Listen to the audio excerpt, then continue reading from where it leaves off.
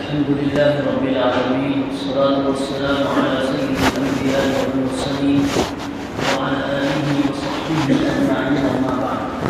فقد قال الله عز وجل في القرآن المجيد والفرقان الحميد: أعوذ بالله من الشيطان الرجيم، بسم الله الرحمن الرحيم.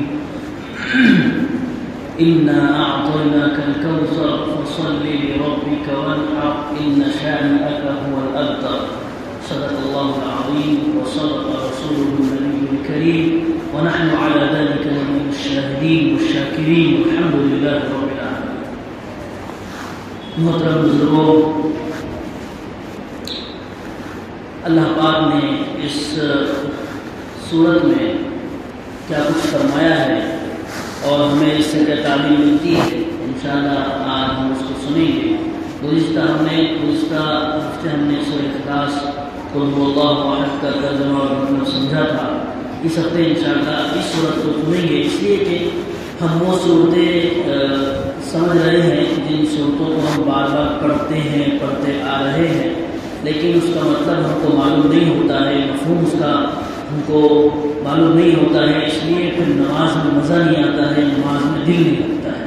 جب کسی چیز کی کا مفہوم یا اس کا ترجمہ معلوم ہو تو وہ چیز سمجھ میں آتی ہے اور وہ چیزیں پھر اس کا اثر بھی ہوتا ہے۔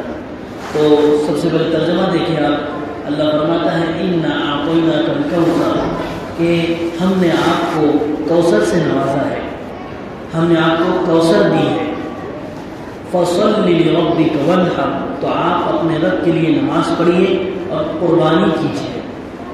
إِنَّ شَانِئَكَ هُوَ الْأَبْتَرُ، یقیناً آپ کا دشمن ہی دم کٹا ہے، دم بریدہ ہے اور بے نام و نشان ہے۔ ابھی ترجمے سے آپ کو بات واضح نہیں ہوئی ہوگی، لیکن عام طور پہ یہ ہوتا ہے کہ ترجمے میں جو کچھ مطلب یعنی جو الفاظ ہے بس اسی کا ترجمہ کرنا یہ مناسب سمجھا جاتا ہے۔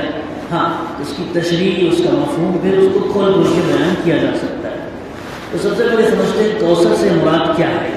تو کوثر سے مراد وہی ہے جو ہم کئی سال مطلب ہمیشہ سے سنتے آ رہے ہیں، حوض کوثر مراد ہے۔ اور مفسرین نے اس کو کوثر سے خیر کا معنی بھی لیا ہے، خیر یعنی دنیا جہان کی، دنیا کی اور آخرت کی دونوں بھلائیاں اللہ پاک نے ہمارے نبی صلی اللہ علیہ وسلم کو عطا فرمانی تھی۔ کوثر سے مراد یہ ہے۔ اب ظاہر ہے آپ خود بولو کہ جب اللہ کی کوئی نعمت ملتی ہے یا جو ہے اللہ کا کوئی انعام ہم پر ہوتا ہے تو اس کے بعد کیا ہمارا فرض بنتا ہے، ہمارا کام کیا ہوتا ہے، ہم شکر ادا کریں۔ تو اس کے شکریہ کے لیے پھر نبی کو یہ ہدایت دی گئی کہ آپ نماز پڑھیے اور قربانی کیجیے، یعنی جان اور مال دونوں اعتبار سے اللہ کا شکر ادا کیجیے۔ قربانی کریں گے تو وہ سمجھیے کہ مالی اعتبار سے قربانی ہو جائے گی، ہے نا، بھائی پیسہ دے کر ہم کچھ جانور خرید کے اللہ کے نام پر دے دیں گے تو یہ مالی اعتبار سے قربانی ہوگی، اور جو عبادت کریں گے وہ بدنی اعتبار سے، جسمانی اعتبار سے۔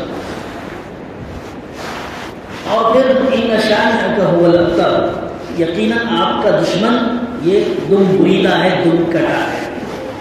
تو پہلے اس کو سمجھتے ہیں ہم کہ کوثر سے مراد کیا ہے۔ ایک تو حوض کوثر ہے جو اللہ پاک اپنے نبی صلی اللہ علیہ وسلم کو آخرت میں، قیامت میں عطا فرمانے والے ہیں۔ اللہ کے نبی صلی اللہ علیہ وسلم نے فرمایا کہ حدیث میں ہے کہ معراج پر جب آپ گئے تو معراج پر آپ کو یہ نہر دکھائی گئی، کوثر، حوض کوثر دکھایا گیا۔ تو جبریل علیہ السلام سے آپ نے پوچھا یہ کیا ہے؟ تو جبریل علیہ السلام نے فرمایا کہ یا رسول اللہ، یہ حوض کوثر ہے جو اللہ نے آپ کو عطا فرمایا ہے، کل قیامت میں اللہ کو عطا فرمانے والا ہے۔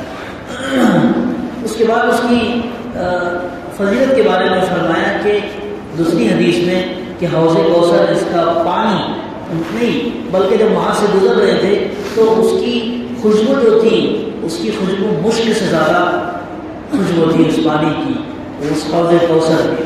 تو دوسری حدیث میں ہے کہ اس کا جو پانی ہے دودھ سے زیادہ سفید ہے اور شہد سے زیادہ میٹھا ہے۔ اگر کوئی شخص ایک مرتبہ اس پانی سے پی لے گا، اپنی پیاس بجھائے گا، تو پھر کبھی پیاس اس کو لگنے والی نہیں ہے۔ یہ ہے حوض کوثر جو آخرت میں ملنے والا ہے۔ اور دوسرا دنیاوی اعتبار سے آپ کو کیا کوثر نصیب ہوئی، کیا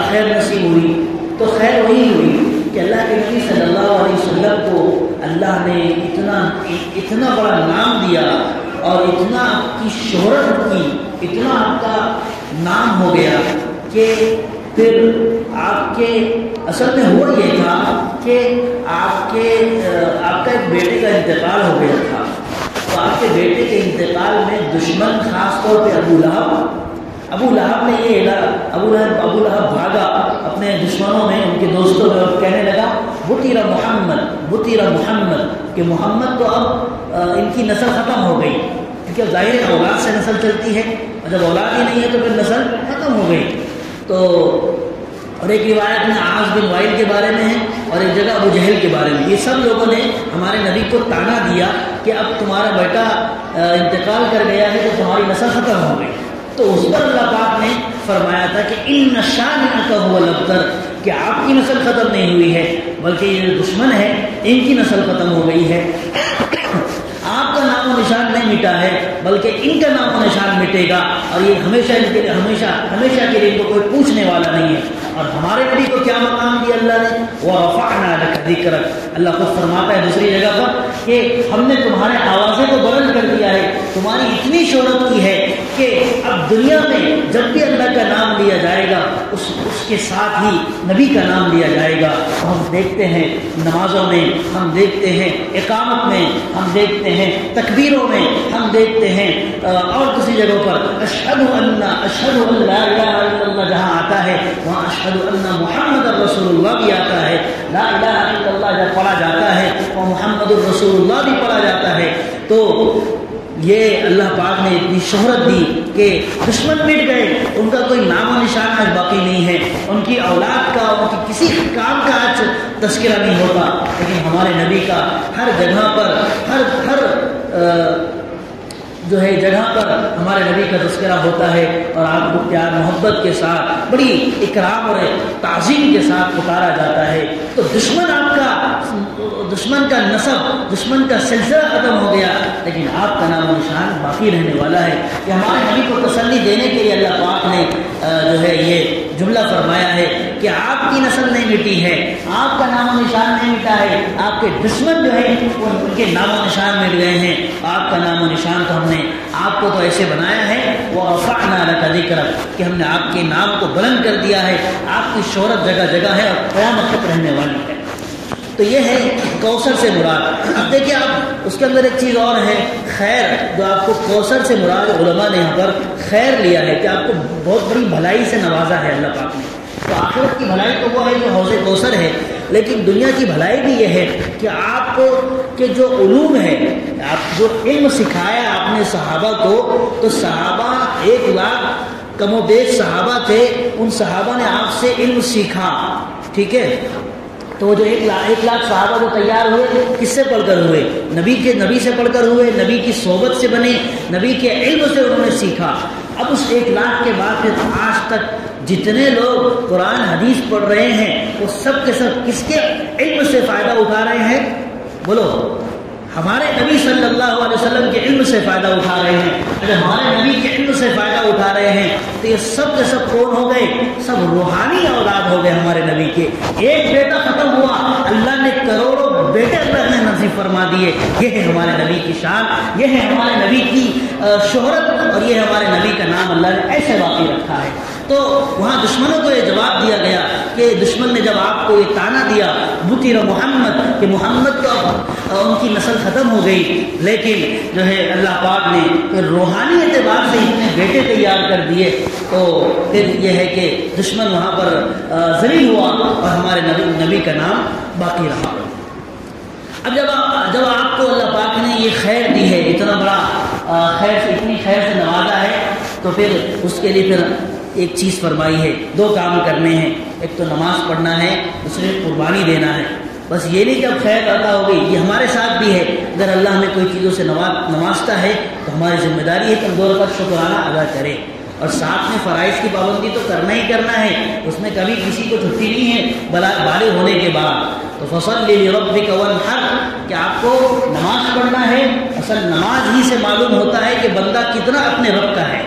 نماز جو پڑھتا ہے جو نماز کی پابندی کرتا ہے اسی سے معلوم ہوتا ہے کہ بندے کے اندر ابھی جھکاؤ ہے کہ ابھی گھمنڈ باقی ہے. جو گھمنڈ کرتے ہیں ان کے سر جھکتے نہیں ہیں, اور جو گھمنڈ نہیں کرتے ہیں ان کے سر ہمیشہ جھکے رہتے ہیں. تو جو ہے نماز کا حکم دیا گیا, ہمارے نبی کو دیا گیا. جس نبی نے نماز دی اس کو حکم دیا جا رہا ہے نماز پڑھیے اور قربانی کیجیے اور قربانی کیجیے. تو یہ انا اعطیناک الکوثر فصل لربک وانحر ان شانئک هو الابتر. ہم اس سورت کو بار بار پڑھتے ہیں, کئی سالوں سے پڑھتے آ رہے ہیں, لیکن ظاہر ہے اگر ہم کو مطلب معلوم نہیں ہے تو اس کا اثر ہم پر نہیں ہوتا ہے.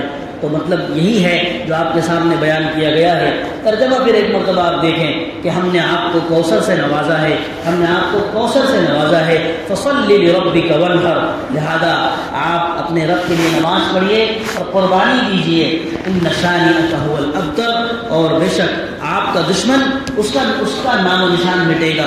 وہ دم بریدہ ہے, وہ دم کٹا ہے, اس کی کوئی نسل نہیں ہے, اس کا کوئی نام و نشان نہیں ہے. اور اللہ نے آپ کو بڑا نام دیا, بڑا آپ کا شہرہ پوری دنیا میں آج بھی رستا ہے 100-200 سال سے, اور قیامت تک آنے والے لوگ آپ کا نام لیتے رہیں گے.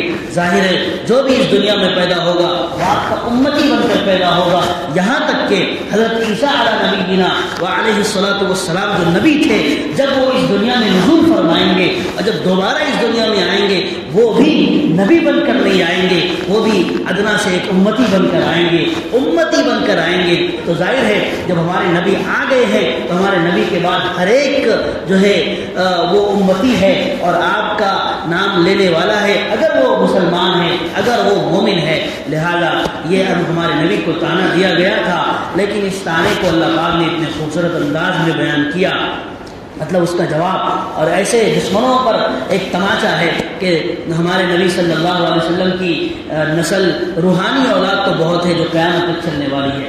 لہذا یہ چیزیں تھیں. ایک دعا ہم ساتھ میں کر لیتے ہیں, اللہم احسن عاقبتنا. میں پڑھتا ہوں اور ہماری مسجد سے متعلق مقتدی ہے تو وہ ہم بار بار سنتے ہیں, لیکن اس کا ترجمہ ہم کو معلوم نہیں. تو ہماری ایک صورت ہوئی الحمدللہ, آگے سمجھ میں آئی آپ کو ترجمہ وغیرہ؟ بولو بھائی, آپ بستی کے جو ساتھی ہیں باہر والی بھی بول سکتے ہیں. الحمدللہ بولیے. یہ بھی نبی کا فیض ہے, ہم نے اپنے نبی کی باتوں کو سنا, آپ تک پہنچا دیا. اب انشاءاللہ آپ عمل کریں گے, اپنے بچوں کو سمجھائیں گے تو وہ بھی نبی کا فیض اور منتقل ہوتا چلا.